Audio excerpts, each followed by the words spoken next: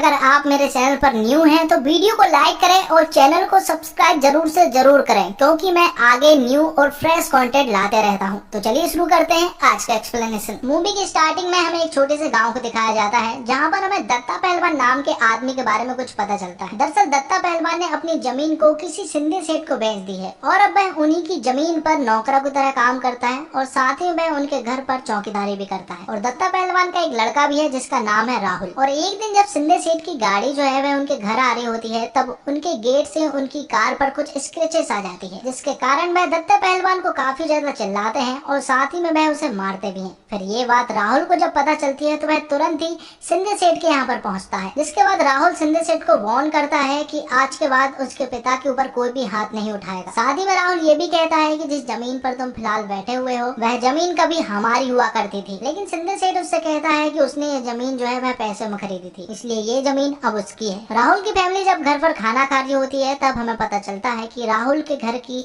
आर्थिक स्थिति काफी ज्यादा खराब है और घर का जो खर्चा है वह दत्ता पहलवान ही चलाता है, क्योंकि राहुल कुछ भी नहीं करता है। अब उसी रात राहुल जब घर की ओर आता है तो उसे पता चलता है कि सिंधी सेठ ने उसके पिता को नौकरी से निकाल दिया है। दरअसल दत्ता पहलवान ने सिंधी सेठ के खेतों में से बिना पूछे कुछ सब्जियां ले ली थी और इसी कारण उन्होंने उसे नौकरी से निकाल दिया। यहाँ पर दत्ता पहलवान राहुल से कहता है कि उन्हें कल ही पुणे निकलना होगा, क्योंकि उसे हम्माल का काम मिला है। जब वह अपने घर से निकल रहे होते हैं तब राहुल अपनी गाड़ी को रुकवाता है और तुरंत ही सिंधी सेठ के पास जाता है और उससे कहता है कि वह उससे बदला जरूर लेगा। इसके बाद राहुल की पूरी फैमिली जो है वह पुणे की तरफ निकल जाती है और उसका दोस्त भी उसके साथ जाता है, जिसका नाम गन्या होता है। अगले सीन में हम पुलिस इंस्पेक्टर राजवीर सिंह को देखते हैं, जो कि खाना खा रहा होता है और खाना खाते हुए ही वह अपने मोबाइल में एक क्लिप को देखता है जिसमें एक लड़की का रेप हो चुका था। वह तुरंत ही उस जगह पर पहुंचता है जहां पर वह उन लोगों से पूछता है कि आखिर ये किसने किया, लेकिन लोग डरे हुए थे और वह कुछ भी नहीं बता पाते। तभी उन लोगों में से एक आदमी बाहर निकल कर आता है और वह राजवीर को बताता है कि जिस इंसान ने ये सब किया है वह दरअसल में मिनिस्टर का बेटा है और वह काफी ज्यादा पावरफुल भी है, इसलिए उसके सामने कोई भी कुछ नहीं बोलता। ये बात सुन के राजवीर को काफी ज्यादा गुस्सा आ जाता है और वह मिनिस्टर के बेटे को मारने के लिए उसके अड्डे पर पहुंच जाता है, जहां पर एक तगड़ी फाइट को दिखाई जाती है जिसमें राजवीर उन सभी को बहुत ही बुरी हालत में मारता है। अगले सीन में हम राहुल को देखते हैं, जो कि पुणे में हम्माल का काम करता है और उसकी नजर मंदा पर पड़ती है। मंदा वहाँ पर चाय बेचने का काम करती है और उसका वहाँ पर एक टी स्टॉल भी है। राहुल को मंदा काफी ज्यादा पसंद आ जाती है और फिर राहुल उसके पास जाता है और उससे एक स्पेशल चाय मांगता है। दरअसल स्पेशल चाय 3 रुपए की थी और नॉर्मल चाय 1 रुपए की थी, जिसके बाद मंदा उसे 3 रुपए वाली स्पेशल चाय दे देती है, लेकिन राहुल उसे लेने से इनकार कर देता है।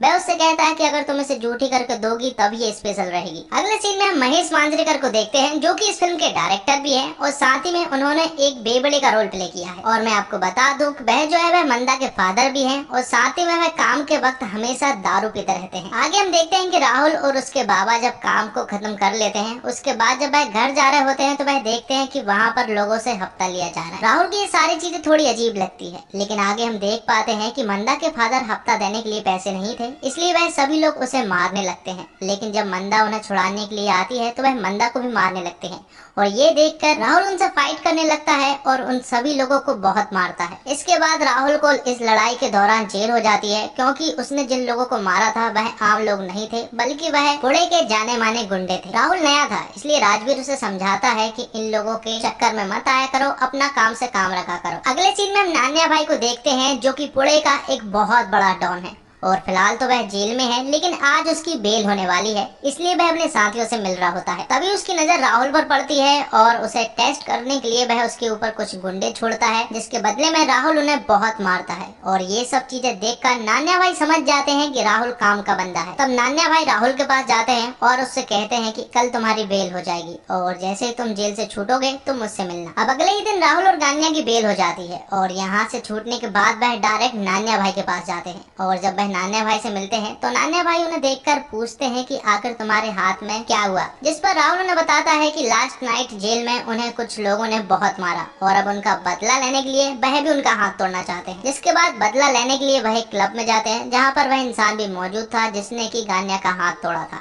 वहाँ पर वह उसका हाथ तो तोड़ देते हैं, जिसके बाद वह पलटवार करता है तो वह उसे धक्का मार देता है, जिसके कारण उसके गर्दन में जो है कांच घुस जाता है और उसकी वहीं पर मौत हो जाती है। और मैं आपको बता दूं, जो इंसान मरा है वो कोई आम आदमी नहीं है, बल्कि कॉर्पोरेटर साल्वी है, जो कि पुणे का जाना माना गुंडा था। इन सब के कारण राहुल को फिर से जेल हो जाती है। और जब राजवीर उससे पूछता है कि ये सब कैसे हुआ, तो राहुल उसे बताता है कि ये सब कुछ सेल्फ डिफेंस में हुआ। राजवीर भी उसकी बात को मान जाता है और साथ ही में वह उससे कहता है कि चलो मान लेते हैं कि ये सेल्फ डिफेंस का केस है, लेकिन फिर भी तुम्हें कुछ दिन तो हवालात में बिताना पड़ेगा। लेकिन तभी एमएलए नान्या और उसका वकील वहाँ पर पहुंच जाता है और वह उनसे कहते हैं कि ये एक सेल्फ डिफेंस का भी केस नहीं है, बल्कि ये तो एक एक्सीडेंट है और इन सब में राहुल का कोई भी हाथ नहीं है। और फिर बेल के कागज दिखाकर वह राहुल और गन्या को वहाँ से छुड़ा लेते हैं। जेल से छूटने के बाद वह डायरेक्ट अपने बाबा के पास जाता है और वह उनसे कहता है कि आज के बाद तुम्हें कुछ भी काम करने की कोई भी जरूरत नहीं है, अब उसके पास बहुत सारा पैसा आने वाला है। राहुल के फादर उससे कहते हैं कि उन्हें पता है कि कॉर्पोरेटर को उसने ही मारा है। वह कहते हैं कि वह ऐसे पैसों को हाथ भी नहीं लगाएंगे, वह अपने खुद के मेहनत के पैसों पर विश्वास रखते हैं। आगे हम देखते हैं कि जहाँ पर वह खड़े हुए हैं वह एक सब्जी मंडी है और वहाँ पर जो है सब्जी के रेट बहुत ही कम है। किसानों से बहुत कम पैसों में सब्जी खरीदी जाती है और उनको बहुत ही ज्यादा पैसों में बेची जाती है। राहुल यहाँ पर व्यापारियों से बात करता है और उनसे कहता है कि वह पैसे बढ़ाएं, लेकिन वह व्यापारी बिल्कुल भी नहीं मानते हैं, जिसके बाद राहुल उन्हें काफी मारता है और उन सभी को वहाँ से भगा देता है और मंडी के लोगों से कह देता है कि अब से वही सब्जी खरीदेगा, वो भी ज्यादा भाव में।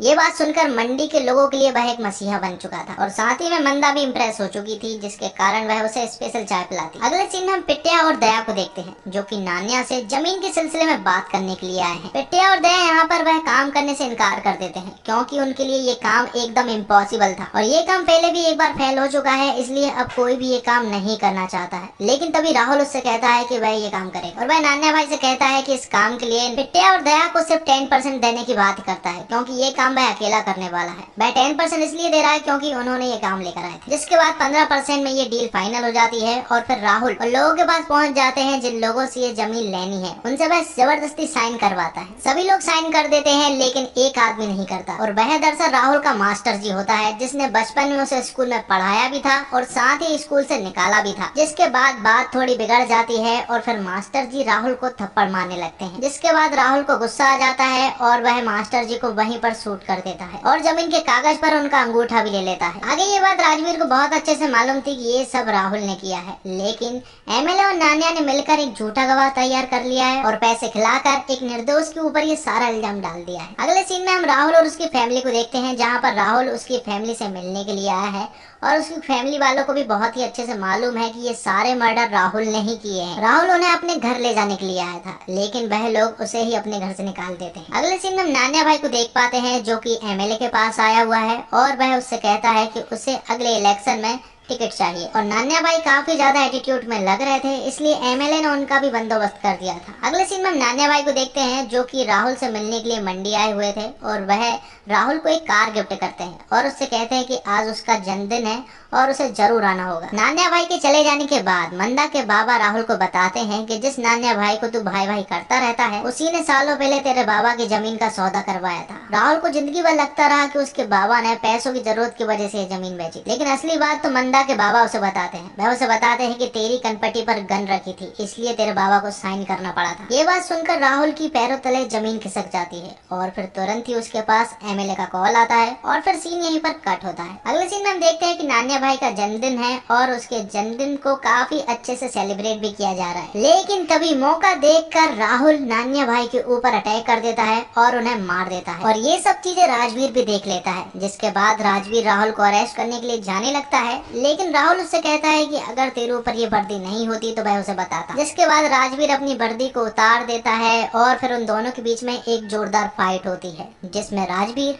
राहुल को बहुत मारता है और अरेस्ट भी कर लेता है, लेकिन उसे ज्यादा दिनों की सजा नहीं होती है, क्योंकि अब उसके पीछे एमएलए का हाथ था, इसलिए उसकी कुछ दिनों में ही बेल हो जाती है और अब यहाँ पर राहुल की जगह पर राहुलिया हो चुका है। आगे हम देखते हैं कि राजवीर का जो साथी पुलिस वाला होता है वह उससे कहता है कि हम इन लोगों को कैसे खत्म करेंगे, जिस पर राजवीर उससे कहता है कि इन लोगों को हम खत्म नहीं करने वाले, बल्कि इन लोगों को ये आपस में ही खत्म कर लेंगे और फिर राजवीर एक प्लान बनाता है। आगे हम पिट्टिया और दया को देख पाते हैं, जो कि राहुल के पास अपना 15% लेने के लिए आए हैं। लेकिन राहुल के पास कुछ ही पैसे थे, इसलिए वह उन्हें कुछ पैसे दे देता है। फिर थोड़ी देर के बाद राहुल के पास मंदा आती है और मंदा उसके घर पूरी नाइट बिताती है। अगले सीन में हम सिद्धार्थ नाम के एक छोटे से लड़के को देख पाते हैं जो कि राहुल के घर के बाहर सुबह से बैठा हुआ था राहुल से मिलने के लिए। वह लड़का उससे कहता है कि वह उसके जैसे बनना चाहता है और उसके माँ बाप भी नहीं है, इसलिए वह उसके साथ काम करना चाहता है। शुरू में तो राहुल उसे भगा देता है, लेकिन थोड़ी देर के बाद उसे अपने फ्लैशबैक के कुछ मोमेंट्स याद आते हैं तो वह तुरंत ही उस लड़के को अंदर बुला लेता है। आगे हम देखते हैं कि वह सिद्धार्थ को पढ़ाना चाहता है। वह उससे कहता है कि तुम्हें इन कामों में नहीं लगना है, बल्कि मैं तुम्हें पढ़ाऊंगा। साथ ही वह उससे कहता है कि तेरे भी कोई माँ बाप नहीं है और मेरे भी कोई माँ बाप नहीं है, आज से मैं तेरा भाई। अगले सीन में हम एक IT पार्क की मीटिंग को देख पाते हैं जहाँ पर काफी अमीर अमीर आदमी आए हुए थे। उन लोगों से राहुल जो है वह हफ्ता मांगने की बात करता है। वह कहता है कि वह उन लोगों से 1-1 करोड़ रुपए लेगा, वरना वह उन्हें मार देगा। अगले सीन में हम मंदा के टी स्टॉल पर राहुल को देखते हैं और राहुल और मंदा को देखकर जिस पर मंदा के बाबा एक आदमी से कहते हैं कि राहुल के पास तो बहुत पैसा है, तो वह इतनी छोटी दुकान पर क्यों आता है। जिस पर वह आदमी उसे बताता है कि मंदा और राहुल के बीच में लफड़ा है। जिसके बाद मंदा के बाबा को गुस्सा आ जाता है और वह राहुल को सुनाने लगता है और फिर राहुल को भी गुस्सा आ जाता है, जिसके कारण वह मंदा के बाबा के ऊपर हाथ उठा देता है। जिसके बाद मंदा को भी काफी ज्यादा बुरा लगता है और वह राहुल से कहती है कि उन दोनों के बीच में अब कुछ नहीं है और उसे जाने को कहती है। अगले सीन में हम देखते हैं कि IT पार्क के जो अमीर आदमी होते हैं उन्हें पिटिया और दया के आदमी उन्हें मार दिया है। और जब ये बात राहुल को पता चलती है तो वह तुरंत ही पिटिया और दया को मारने के लिए निकल जाता है। यहाँ पर दया और पिटिया के काफी लोगों को राहुल मार देता है, लेकिन वह लोग यहाँ से बचकर निकल जाते हैं। अगले सीन में एक पार्टी के दौरान MLA और राजवीर कुछ बात कर रहे होते हैं, जिसमें राजवीर कहता है आपकी सीट खतरे में है। और ये बात सुनकर MLA को काफी ज्यादा बुरा लगता है, इसलिए अब MLA ने पिट्टे और दया को राहुल की सुपारी दे दी थी। अगले सीन में हम देखते हैं शिंदे सेठ को। शिंदे सेठ वही है जिन्होंने राहुल के बाबा की जमीन को अपने नाम पर कर लिया था। तो यहाँ पर राहुल शिंदे सेठ को मारकर उनकी जमीन को वापस ले लेता है। और जब ये बात राहुल अपने बाबा को बताने के लिए जाता है कि उसने उसकी जमीन वापस ले ली है, इस पर राहुल के बाबा उस जमीन को वापस लेने से साफ इनकार कर देते हैं। और यहीं पर उसे ये भी पता चलता है कि मंदा की अब शादी होने वाली है। अब आगे MLA राजवीर के पास कॉल करके बोलता है कि गणपति विसर्जन में राहुल और गन्या को मौत दी जाएगी और तुम कुछ भी नहीं करोगे। जिस पर राजवीर भी कह देता है कि ठीक है सर, मैं कुछ नहीं करूँगा। आगे हम गणपति विसर्जन के सीन को देखते हैं जहाँ पर गन्या तो गणपति विसर्जन में मौजूद होता है, लेकिन राहुल वहाँ पर मौजूद नहीं होता है। राहुल यहाँ पर गन्या के पास कॉल करके कह देता है कि वह नहीं आ रहा। और फिर थोड़ी देर के बाद MLA गन्या को गणपति विसर्जन में ही मरवा देता है। ये सब MLA भी देख रहा होता है और वह काफी ज्यादा खुश भी लग रहा था। जिसके बाद राजवीर उसके पास जाता है और वह MLA को गोली मार देता है। आगे वह लोग राहुल को मारने के लिए उसके घर पर जाते हैं, जहाँ पर एक फाइट होती है जिसमें राहुल मरने ही वाला होता है कि तभी राजवीर उसे बचा लेता है। जिसमें राहुल राजवीर से कहता है कि उसे 1 दिन की मोहलत चाहिए। वह 1 दिन की मोहलत में गन्या का अंतिम संस्कार करवाना चाहता है और पिट्टिया और दया को मारना चाहता है। जिस पर राजवीर भी मान जाता है। और फिर अगले ही दिन राहुल जब गन्या का अंतिम संस्कार कर वहां से लौट रहा होता है कि तभी पिट्टिया और दया उसके ऊपर अटैक कर देते हैं, जिसके कारण राहुल को जान बचाकर वहां से भागना पड़ता है। और भागते हुए जब वह रास्ते में एक आदमी से मोबाइल छीनता है तो वह तुरंत ही सिद्धार्थ के पास कॉल करता है और वह उससे कहता है कि जल्द से जल्द उसके लड़कों को वहां पर भेजे। अब राहुल यहाँ से भागते भागते मंडी पहुंच जाता है और वह मंडी में एक जगह पर छिप जाता है। जिसके बाद राजवीर को भी इन्फॉर्म कर दिया जाता है कि राहुल की जान खतरे में है, इसलिए राजवीर भी वहां से तुरंत ही मंडी पहुंचता है। वहां पहुंचने के बाद राजवीर पिट्टिया और दया के साथ फाइट करते हैं, जिसमें राहुल भी उसका साथ देता है। आगे पिट्टिया और दया को अरेस्ट करने के बाद राहुल राजवीर से कहता है कि वह सरेंडर करना चाहता है और अब वह सारे गंदे काम छोड़ देगा। लेकिन तभी सिद्धार्थ वहां पर आता है और वह राहुल को शूट कर देता है और वह उससे कहता है कि जिस मास्टर जी को तुमने मारा था वह मेरे बाबा थे और इसलिए उसने कसम खाई थी कि वह उसे भरे बाजार में मारेगा। और ये सब देखकर पिट्टिया और दया उसे देखकर हंसने लगते हैं कि अच्छा हुआ कि राहुल मर गया। और तभी वहां पर राजवीर भी उन्हें गोली मार देता है। तो दोस्तों, इसी के साथ आज का एक्सप्लेनेशन खत्म होता है। तो उम्मीद करता हूँ कि आपको ये वीडियो पसंद आई होगी। वीडियो पसंद आई हो तो वीडियो को लाइक और चैनल को सब्सक्राइब जरूर से जरूर करें, ताकि मुझे आगे की वीडियो अपलोड करने में मोटिवेशन मिलता रहे।